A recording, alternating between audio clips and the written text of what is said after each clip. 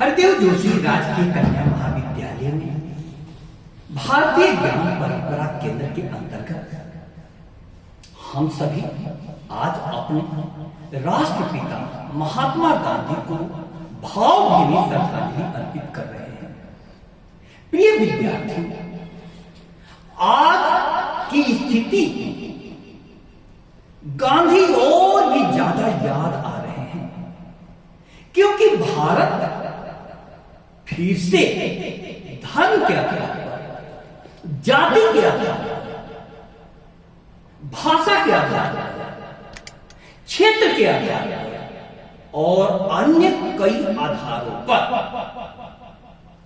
विभाजन की ओर बढ़ रहा है।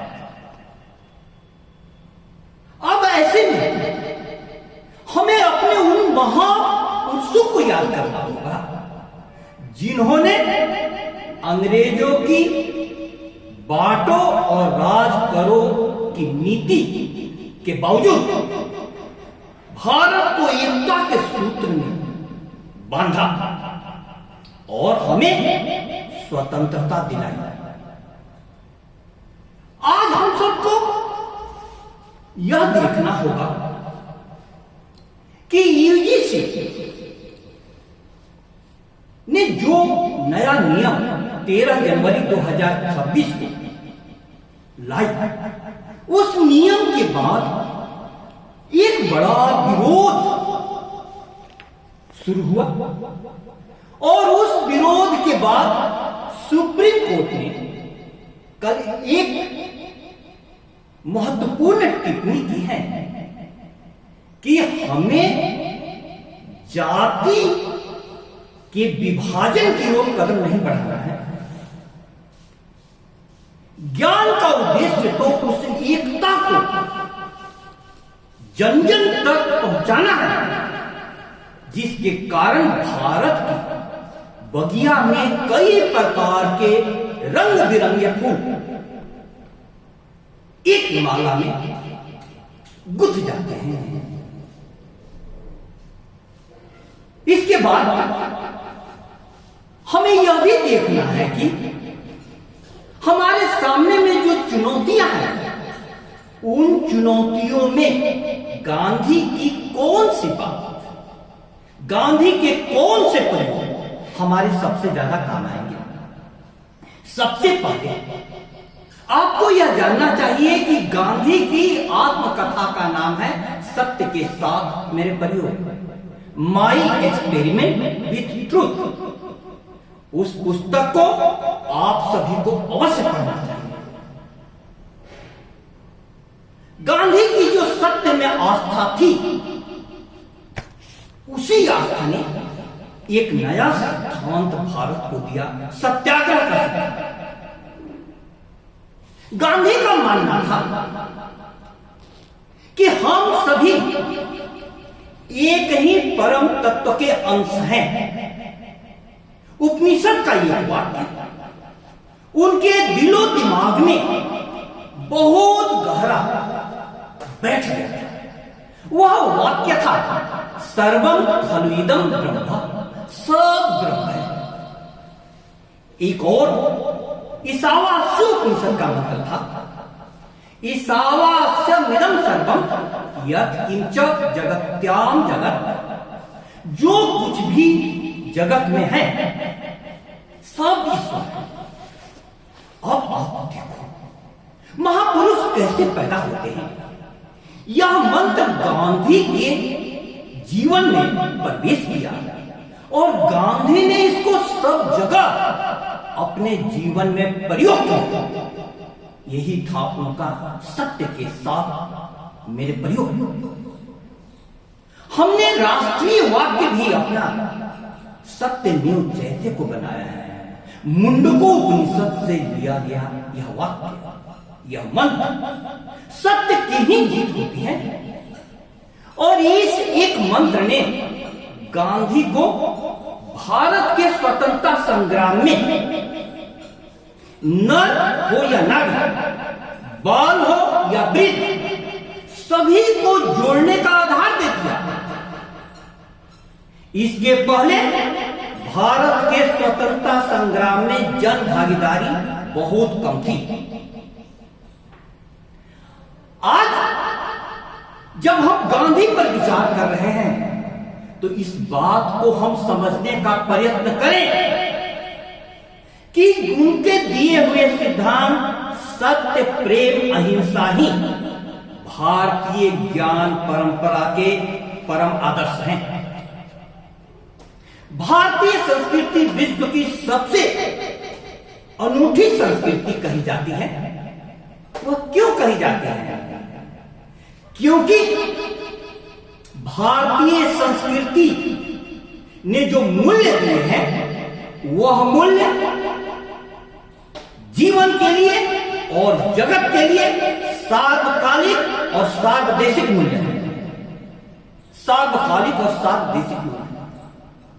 सत्य, प्रेम, अहिंसा के रास्ते पर गांधी ने जो भारत को एक किया उसके कारण अंग्रेजी साम्राज्य की नींव हिल गई। अब उसी सत्य, प्रेम, अहिंसा को फिर से जीवन में हम यदि नहीं उतारेंगे तो हमारे सामने में नई चुनौतियां उभरेगी। कहा जाता है कि आज गांधी की जरूरत नहीं है। गांधी का सत्य, प्रेम, अहिंसा का सिद्धांत आज नहीं चल सकता। यह बात पूर्णतया असत्य है। सत्य, प्रेम, अहिंसा का सिद्धांत ही इस जगत को बचा पाएगा। आज विश्व की स्थिति क्या है? अमेरिका जैसा लोकतंत्र का प्रहरी कहे जाने वाला राष्ट्र दूसरे देश में वेनेजुएला के राष्ट्रपति को गिरफ्तार कर लिया। ट्रंप महोदय ने ग्रीनलैंड पर दावा ठोक रहे हैं। कई देश युद्ध के कगार पर खड़े हैं। अब द्वितीय विश्व युद्ध के बाद तृतीय विश्व युद्ध हुआ तो अस्तित्व ही खतरे में पड़ जाएगा। कोई देश नहीं, अस्तित्व ही खतरे में पड़ जाएगा। महान वैज्ञानिक आइंस्टीन से किसी ने पूछा था कि तृतीय विश्व युद्ध के बारे में आपका क्या ख्याल है? आइंस्टीन ने कहा कि तृतीय विश्व युद्ध के बारे में तो मैं नहीं बता सकता हूं, लेकिन चौथे विश्व युद्ध के बारे में मैं बता सकता हूं। पूछने वाले को आश्चर्य हुआ कि तृतीय विश्व युद्ध के बारे में आप नहीं बता सकते हैं, चौथे विश्व युद्ध के बारे में कैसे बता सकते हैं? तो उन्होंने कहा कि चौथे विश्व युद्ध के बारे में मैं यह बता सकता हूं कि तृतीय विश्व युद्ध हुआ तो चौथा विश्व युद्ध के लिए कोई इस धरती पर बचेगा ही नहीं। अर्थात यह तृतीय विश्व युद्ध सिर्फ किसी देश का अस्तित्व संकट में नहीं डालेगा, पूरे मानव का अस्तित्व संकट में डालेगा। अब हमें कहना यह है कि देश की आज की परिस्थिति पर हम ध्यान दें तो जो हमारे सामने में नई चुनौती आई उसके आलोक में विद्यार्थी ने प्रश्न किया है कि सर यूजीसी के नियम में ऐसी क्या बात थी जिसके कारण इतना बड़ा आंदोलन खड़ा हो गया, पक्ष में भी विपक्ष में भी। प्रिय विद्यार्थियों, नियम जब कभी भी बनाए जाने चाहिए तो यह जरूर जानना चाहिए कि उसकी प्रतिक्रिया क्या होगी। इसलिए नियम बनाने के पहले यूजीसी को जरूर आकलन कर लेना चाहिए था कि इस नियम की व्याख्या कैसे की जाए। क्यों? क्योंकि यूजीसी का ध्येय वाक्य है ज्ञान विज्ञान विमुक्तये। ज्ञान विज्ञान विमुक्तये का अर्थ समझो, ज्ञान और विज्ञान से मुक्ति मिलती है। भारतीय ज्ञान परंपरा विद्या की यही परिभाषा करती है। हरदेव जोशी राजकीय कन्या महाविद्यालय का ध्येय वाक्य भी है विद्या ज्योति परम। विद्या रूपी ज्योति सर्वश्रेष्ठ है। क्यों? क्योंकि विद्या रूपी ज्योति आपको मुक्ति तक ले जाती है। अब ज्ञान विज्ञान विमुक्ति के ध्येय वाक्य वाले ईजीसी से कैसे यह गलती हो गई कि उनके बनाए 13 जनवरी 2026 के नियम की व्याख्या ऐसी हो गई कि भारत में एक बड़ा आंदोलन खड़ा हो गया और नियम के पक्ष में और विपक्ष में लोग सड़कों पर उतरने लगे। ऐसे में सुप्रीम कोर्ट का ऑब्जर्वेशन, सुप्रीम कोर्ट की टिप्पणी हमें ध्यान में रखनी होगी। सुप्रीम कोर्ट ने क्या कहा? हम तो जाति विहीन समाज की ओर बढ़ने के लिए कदम बढ़ा रहे हैं। यह जाति पहचान कैसे इतनी ज्यादा उजागर होने लगी? आप राष्ट्र कवि दिनकर जी की पंक्तियां याद कीजिए, आपको समझ में आएगा। मैं कहता हूं अगर विधाता नर को मुट्ठी में भरकर कहीं छीट दे ब्रह्मलोक से ही नीचे भूमंडल पर, तो भी विविध जातियों में ही मनुष्य यहां आ सकता है। नीचे हैं क्यारियां बनी तो बीज कहां जा सकता है? आप गांधी के उस मंत्र पर आइए। यदि हम मानते हैं कि हम सभी उसी ईश्वर के संतान हैं, तो हम सभी का तन निश्चित रूपे यहां पर बनाए गए किसी हिंदू घर में, किसी मुस्लिम घर में, किसी ईसाई घर में, किसी सिख घर में जन्म लेगा। हम किसी जाति में जन्म लेंगे, किसी क्षेत्र में जन्म लेंगे, किसी भाषा के बोलने वाले के घर में जन्म लेंगे।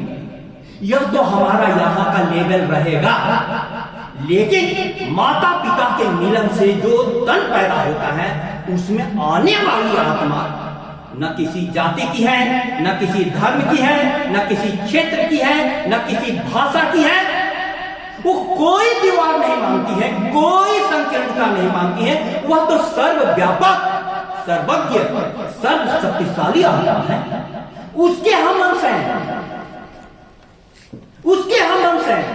इसलिए गांधी के मंत्र को यदि हम समझेंगे तो गांधी की ही प्रेरणा से, आप देखिए सुभाष चंद्र बोस ने उस समय जब भारत विभाजन के कगार पर था धर्म के आधार पर, तब उन्होंने एक नारा दिया था, इत्तेहाद, इत्तेमाद, कुर्बानी। इत्तेहाद का अर्थ क्या हुआ? इत्तेहाद का अर्थ हुआ एकता। हिंदू, मुस्लिम, सिख, ईसाई सारे लोग उनकी सेना में थे। इसलिए जब लाल किले पर मुकदमा चला आईएनए के सैनिकों पर, तो पूरे भारत एक सूत्र में बंध गया। पूरे भारत का नारा था, ढिल्लन सहगल शाहनवाज, भारत की एक आवाज। एकता, इत्तेहाद। इत्तेमाद माने क्या हुआ? विश्वास। विश्वास क्या? हम परमात्मा के अंश हैं। परमात्मा के अंश में, इस आत्मा में परमात्मा का कुछ गुण होना चाहिए। यह विश्वास रखो। उसी विश्वास के कारण सुभाष चंद्र बोस ने, जिसके राज्य में कभी सूर्य अस्त नहीं होता था, उस सत्ता को चुनौती दी। और तीसरा, कुर्बानी, बलिदान देना पड़ता है। गांधी ने भी अपने जीवन का बलिदान दिया, सुभाष बाबू ने भी अपने जीवन का बलिदान दिया। इन सारे मंत्रों को हमें सीखना होगा। गांधी ने आजीवन त्याग का, तपस्या का जीवन जिया, और उस त्याग और तपस्या को यदि आज की पीढ़ी अपने जीवन में नहीं उतारेगी तो भारत आगे जाकर के खतरे में पड़ जाएगा। लोग कहते हैं कि जब गांधी किसी भी बात को कहते थे तो उसके पीछे पूरा भारत का जन जन खड़ा हो जाता था। वह शक्ति कहां से मिलती थी महात्मा को? वह शक्ति मिलती थी अपने सत्य, प्रेम, अहिंसा और परमात्मा के प्रति विश्वास के कारण। मैंने एक बार कविता लिखी थी, उसकी कुछ पंक्तियां आज प्रासंगिक होगी। गोडसे ने तो नश्वर शरीर को मारा, किंतु गांधी बात को अमर कर दिया। लोग कहते हैं गोडसे ने मार दिया, उनका शरीर तो मरता। वे लगभग 80 वर्ष के हो गए थे, कुछ सालों में मरते। लेकिन गोडसे का तो मैं उपकार मानता हूं। उस नश्वर शरीर को मार करके उसने गांधीवाद को अमर कर दिया। गोडसे ने तो सिर्फ नश्वर शरीर को मारा, किंतु गांधीवाद को अमर कर दिया। गांधीवादियों ने सिर्फ खादी संवारा और उन्हें पत्थरों में बेखबर कर दिया। हमने उनकी मूर्ति पर फूल और सिद्धांतों पर इतनी धूल चढ़ाई है, आत्मा रोती है उनकी पुनः पैदा न लेने की बापू ने कसम खाई है। प्रिय विद्यार्थियों, हमें यह जानना होगा, यह तन तो हर का एक दिन नष्ट होगा, लेकिन उस तन के द्वारा आत्मा ने जो मंत्र दिए हैं इस जगत को, वो सदा सदा अमर रहेगा। हमें यह आज के संदर्भ में कि गांधी को हम कैसे फिर से जीवन में उतारें। आज भी गांधीवादी लोग ऐसे हैं जो अपने जीवन को सत्य प्रेम अहिंसा के रास्ते पर चला रहे हैं। गांधी के रास्ते पर चलने वाले ऐसे लोग समाज में लाइमलाइट में नहीं है। यह हमारी गलती है। जिंदा गांधी आज भी आपको हर जगह पर मिल जाएंगे, लेकिन उन आत्माओं का आह्वान करना पड़ता है। आप यह बात जान जाइए कि जो दिव्य आत्माएं हैं उनका आह्वान करना पड़ता है, तब उनसे संपर्क स्थापित होता है। और जो कुत्सित आत्माएं हैं, अदिव्य है, आह्वान नहीं करना पड़ता है, वे आपको आकर के घेर लेती हैं। ठीक जिस प्रकार से झाड़ झंखाड़ अपने आप उगाते हैं, लेकिन एक फूल खिलाना पड़ता है। मेरे प्यारे विद्यार्थियों, आपको यह मैं कहना चाह रहा हूं कि शहीद दिवस के दिन हमें अपने महापुरुषों को अपने जीवन में उतारना होगा। और उन महापुरुषों को जीवन में उतारने के लिए सबसे अच्छा उपाय क्या है? उनके जन्म दिवस को उनके जीवन के बारे में पढ़ने में बिताएं। आज हमारे सामने में गांधी हर जगह हर समस्या का समाधान प्रस्तुत करते हुए दिखते हैं। आज की शिक्षा की समस्या क्या है? आज शिक्षा व्यवहारिक जगत से कट गई है। सिर्फ किताबी शिक्षा किताब आज के जीवन के लिए अप्रासंगिक हो गई है। तो हमें क्या करना होगा? हमें ऐसी शिक्षा की ओर बढ़ना होगा जिसमें तन, मन और आत्मा तीनों का परिष्कार हो। राष्ट्रीय शिक्षा नीति ने इसीलिए भारतीय ज्ञान परंपरा को आगे बढ़ाया है। भारतीय ज्ञान परंपरा में आप गहराई से जाएंगे तो उस समय में आप वेदांत में देखिए, जो कि भारतीय ज्ञान परंपरा का चरम शिखर है। किसी के भी साथ शिक्षा देने के मामले में भेदभाव नहीं किया जाता था। ब्रिटिश अधिकारियों ने भी जब खोजबीन की तो ऐसा पता चला कि भारत में अनेक गुरुकुल चल रहे हैं और उस समय में भारत का शिक्षा, भारत की शिक्षा बहुत अच्छी स्थिति में थी। उन गुरुकुलों में कई प्रकार के कौशल सिखाए जाते थे। उन गुरुकुलों को नष्ट कर दिया गया। उस समय विश्व की कुल जीडीपी में भारत का लौटेंगे, तब हम यह जान पाएंगे कि आज गांधी कितने प्रासंगिक हैं। और आज के जो हालात हैं उसमें हमें यह जानना होगा कि हम यदि अपने महापुरुषों को, सरदार पटेल हुए, सुभाष चंद्र बोस हुए, महात्मा गांधी हुए, इन्होंने भारत को जो कि खंड खंड बटा हुआ था उसको एकता के सूत्र में बांधा। उस एकता के मंत्र को आगे बढ़ाने के लिए शिक्षा सबसे प्रभावी माध्यम है। इसीलिए विद्या ज्योति परम जिस शिक्षा संस्थान का ध्येय वाक्य है उसको यह समझना है कि इस विद्या रूपी ज्योति के द्वारा हम यदि चेतना के बारे में जानेंगे तो उसके लिए ज्ञान साधन बनेगा, यदि पदार्थ के बारे में जानेंगे तो उसके लिए विज्ञान साधन बनेगा। लेकिन ज्ञान और विज्ञान दोनों का चरम उद्देश्य है मुक्ति। मुक्ति का अर्थ हमारी संस्कृति में है कि किसी भी प्रकार के बंधनों से हम ऊपर चले जाएं, और उसके लिए ही यह परिभाषा दी गई है सा विद्या या विमुक्तये। गांधी को भावभीनी श्रद्धांजलि यही होगी कि हम उनके पुस्तकों का अध्ययन करें, हम उनके जीवन के बारे में गहराई से अध्ययन करें। आप यदि सत्य में जीते हैं, प्रेम में जीते हैं, तो गांधी का हृदय इतना विशाल था कि किसी के भी दुख के लिए वे अपने दुख को बांटने पहुंच जाते थे। 1947 में जब भारत की महात्मा आप मुस्कुराते क्यों नहीं हैं, तो गांधी ने बड़ा प्यारा जवाब दिया था।